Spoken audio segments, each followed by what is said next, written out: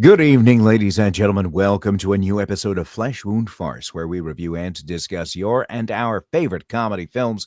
This is the world's first and only combination trivia host and professional wrestling announcer of Chilean descent that currently resides in Southern California, Ozzy V. And with me, as always, on this program, first in the Northern California Bay Area, world-famous juggler Greg Larson. How you doing, Greg?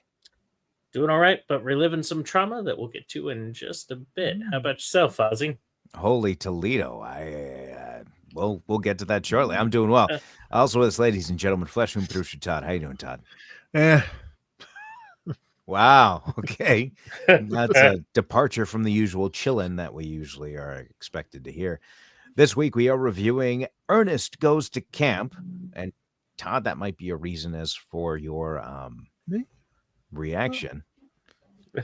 Greg, did you want to get into your story or you want to get to that a little bit later? We'll get to that in a little bit. Yeah. Okay. All right. Sounds good.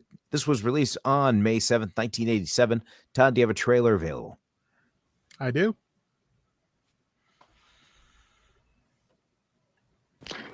Wake up, Vern. I want you to see some scenes from my new Disney movie, Ernest Goes to Camp. Look, no, well, not this part. Don't look at this part, because I'm not in this part. Have you ever had any group leadership experience? I had an ant farm once. How'd you like to be a counselor? Walt Disney Pictures proudly presents What do you think you're doing? Ernest P. Worrell. Don't ever do this to a family of badgers. He'll make you laugh. He'll make you cry. I need to talk to somebody. Because now he's made a movie. Ernest Goes to Camp. It's the one movie that's got it all. Danger. Is that your smallest needle? I did it! I took the Lindbergh, baby! Suspense.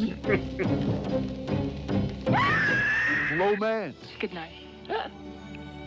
Is that a rabbit over there? And actual nature. That's poison ivy.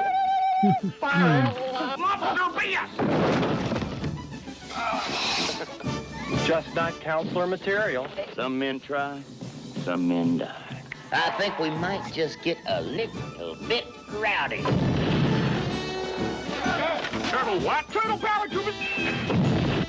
No, not me. Oh, yeah, you. Walt Disney Pictures proudly presents Ernest P. Worrell, camp counselor, an extraordinary thing to witness. now in an extraordinary new movie for anyone who's dumb at heart. Ernest Goes to Camp. Coming this summer. Well, Vern, going back to sleep. You still got a little more time before it comes to a theater near you. At popular prices. You know what's funny? At a certain point, this went from a Walt Disney picture to a Touchstone picture. Can I go first on opening thoughts on this one?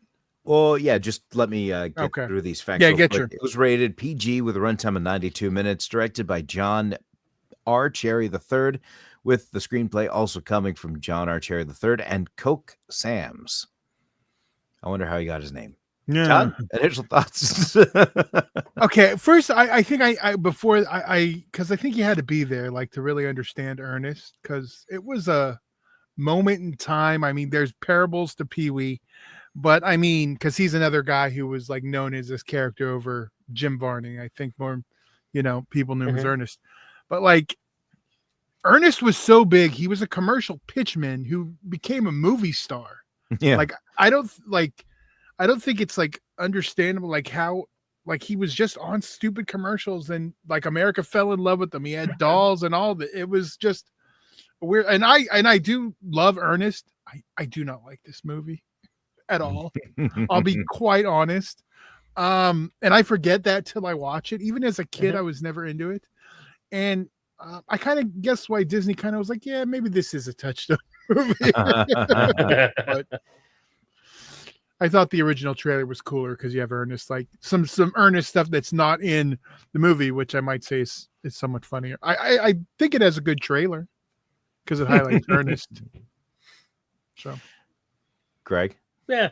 I grew up watching Ernest, and so I think I've been trying to pitch Ernest being watched for a while on the show, and I think I'm with Todd on a little bit of the feeling of this, but this one did kind of, I was excited to see it, but I hadn't seen it probably since I was a kid, so I was a little shocked by the overall feeling of the movie.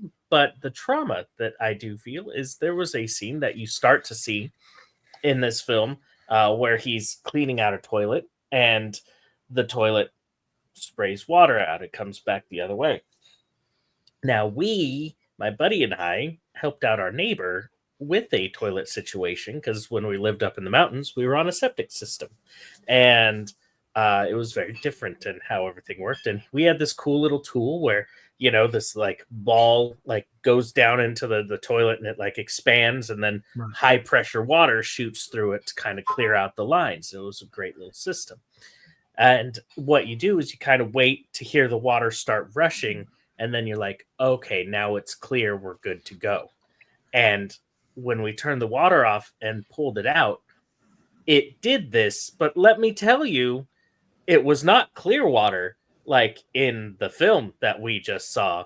It was a 6-foot fountain of brown just going up and engulfing the bathroom, and it was not a pleasant sight, not a pleasant smell.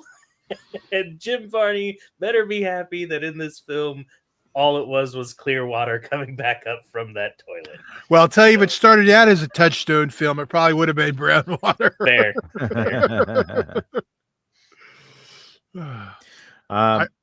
Sorry, go ahead. I was just going to say, I will say, without giving it away, because I haven't seen all the Ernest films, I don't feel like this about all of them. I do feel like this about the first one. I'll say that. I actually did get worried because, like, I haven't seen any of them since I was a kid. Okay, I've seen a couple of them, and then at least the two that I watch semi-regularly still are enjoyable. Scared Stupid? I'm not going to say which because we will be getting to that one in October. Okay. I'm pretty sure we already did Ernest Scared Stupid. Did we? No, we've talked about it. We didn't do it because I remember seeing Ernest at Halloween time. I was dreading it, and I was pleasantly surprised because we talked about how much heart he had in the role. Okay, well then we got the Christmas one coming up. I'm gonna double check because I thought we delayed that one because of the fact we had just done it on the other program. Oh, there we lost Todd for a second. You lost me for a second. Oh, you're here. Okay. Welcome. Yeah, I thought we only did it on the other show. Yeah, I'm double checking. No, we've only done Christmas. Okay, maybe I got confused. We didn't do Scared Stupid because we had just done it on the other program on one of our Halloween tournaments. All right. I could have swore I had to see this. Ozzy was just watching it on his own, and he could doesn't have want been. to But no, we've only. Do you need to watch this for work? And I was like, yes. So you got something to look forward to now, Ozzy. So now you didn't watch it for nothing. Great. I've never seen Ernest Goes to Africa, so that one I'm looking forward to. Oh. Or Slam Dunk. None of those. Anything post Disney Touchstone I haven't seen. All right. Well, let's get into the. I'm trying to delay it. I did not get into the cast. Actually, I did go with the director and writers. This is starring Jim Varney, of course, and Victoria Rossimo, and Dean Wormer, John Vernon. I think helped things for me at least. Yeah, I will say this. At the end of this, I'll tell you the controversy on why this thing has been buried and you can't stream it anywhere. Okay. Also featuring Lyle Alzado, former Raider. Yeah. R.I.P. Yeah. R.I.P. indeed. One of the good ones. His credit was just foreman. Well, that's what he was. So now going into favorite moments. I mean, okay, so we recently reviewed Meatballs 4, and where I said that felt vanilla, this at least had a little bit more kind of memorable lines, I guess. Basically stuff that made me want to pick up the pen and write stuff down, which the former lacked. If I had to pick one, it would be the constant runaway cart gag, because seeing that, the from the very beginning, just to randomly see it in scenes, and I understand, like, towards the end, it doesn't make any sense, but the trailer kind of sets up for you. It says this is anyone for who's dumb at heart, right? So it's practically telling you don't expect much. So with how things were going, I always got a kick out of seeing the cart, especially at the end. Like, I mean, at the very end credits. So my favorite moment there. How about you guys? I mean, I Hard, did. isn't it? It is. It is. Like, I'm actually kind of the opposite as you, Ozzy. I wrote a lot more down for Meatballs than I did for this, which I was very surprised about. I'd probably say, I mean, I did enjoy the whole scene where, like, he's getting emotional with his turtle, and he's like depressed and he's down, and then even the turtle then just bites his nose and gets clamped on, and the kids walk in and they're like, they're like, is that? And he's like, no, it's nothing, just kind of brushing it off, like, no, that's not a turtle biting onto my face. That had a little chuckle to it, but I wouldn't say it was much, but it was one of the best I could find. Todd? Mine's easy, and it's the same, and it opens and closes the film. Ernest on the ladder is just Ernest being Ernest. It's exactly what you see him do in the commercials.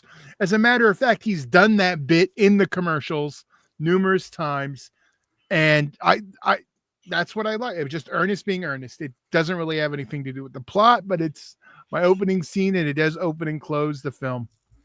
So that's mine. Alrighty, That's the most I can give it. Okay, well, how about biggest critique? Well, this goes into why Disney's buried it. I mean, I'll go to me last on this one. Okay. All right, Greg? It is not what's in this film that's my biggest critique, but it's what's not in this film that's my biggest critique. Auntie Nelda is one of Ernest's best characters and should be in every one of his films, and I don't care how, but she should have been in this. I'm guessing that was who was on the wall in a photo. Because if you were because I saw her and I was curious, but and maybe it was, but you're so used to Auntie Nelda having the neck brace that if it was her, then I wouldn't have known, recognized her without it. Yeah. I gotcha. It kind of felt like it was two separate movies. You had one that was trying to save the camp, and then you had the other that was the competition between like when it was announced, okay, kids, we're gonna do this to pay homage to the Native Americans here. They used Indians in the movie, but you know what I mean. I'm cool. So you felt the movie was going to be going to this port. They start building a kayak. These guys are going to build a teepee, and then it kind of just fizzled out. And then it came all about uniting to fight against this corporation, and it felt like it was just two separate movies. And I think this is just 92 minutes. They're just trying to fill in time and just added that storyline of the have and the have-nots. Well, I mean, it was a summer camp movie. It's kind of like supposed to be there. Right. But having this contest there, and just for these kids to burn down the teepee and, no, we're going to build it back up. And then you never see the teepee built back up or referenced again. Again, this movie would have been a lot better if they would have sent Jason in just like last week. and just like last week, the plot's pretty much the same. It is, except no boobs, unfortunately, like Meatballs. Right. I will. Go ahead. Oh yeah, Fine. go because it's gonna be your biggest critique and why it's buried. All right.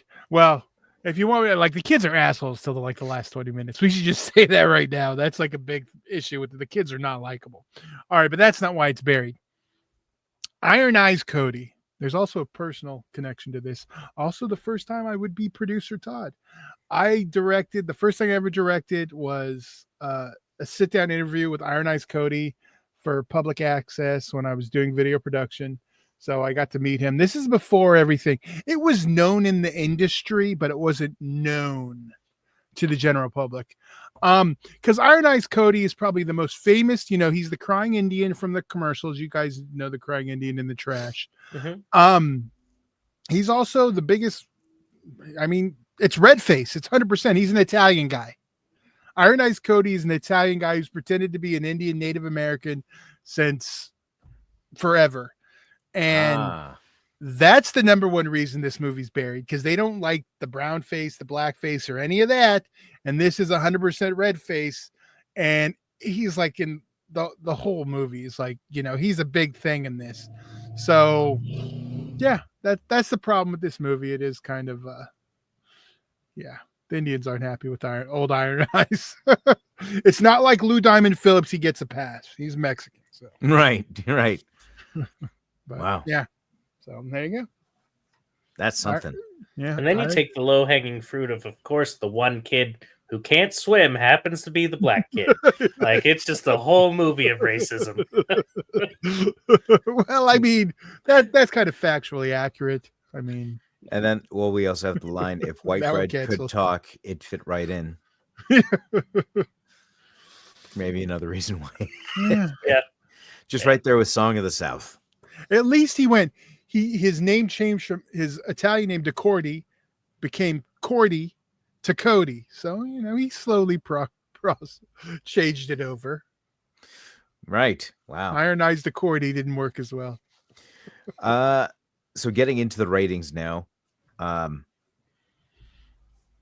did actually enjoy this a tiny bit more than I had enjoyed Meatballs 4, and I hate to go back to it, but it was just back to back the way I just reviewed it. But still, Did you watch this with lacking. the family? Partially, but I don't think they were paying attention. Oh, they're smart. 2.5. That feels high. It does, and I think the only reason I give it that amount is just because the level of charisma that Ernest does have, and how he's able to show his level of heart to the role. Gave it a little more than what I experienced with the last one. It at least made me want to see the end of the movie, not just because I wanted to be done, because I just wanted to see how things would pan out. Yeah. It's weird because I didn't like this movie. And since they're so similar, and like you said, since they're back to back, I didn't actually like this movie as much as I enjoyed Meatballs.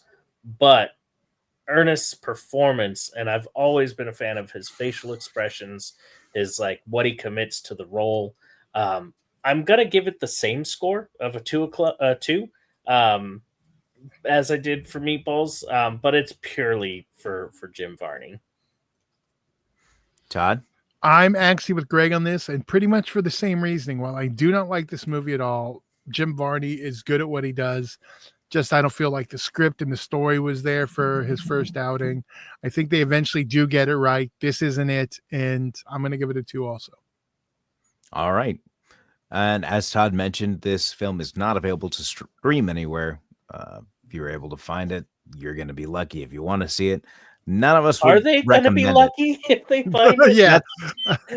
I mean, I'm thinking I'm talking to the one individual who's the No, this Ernest has its super fan. fans, but there is fans of this movie, but I think there's a lot of nostalgia being in the right age, seeing it. And Right. Right. So this does conclude our episode, our review rather, of Ernest Goes to Camp. If you are happening to be in the Orange County area this week, I'll be hosting trivia this Tuesday at the Rush Barn Grill beginning at 7 o'clock in Lake Forest. Also this Wednesday at the Brewery in Placentia, also at 7 o'clock. free-to-play and prizes for the top winning teams. Do you guys have anything else before you head off the evening? Nope. All I get right, to ladies. go antiquing now. All right, ladies and gentlemen, for world famous juggler Greg Larson and Flesh Wound producer Todd, I'm Ozzy V, and we'll see you next week right here in a brand new episode of Flesh Wound Farce.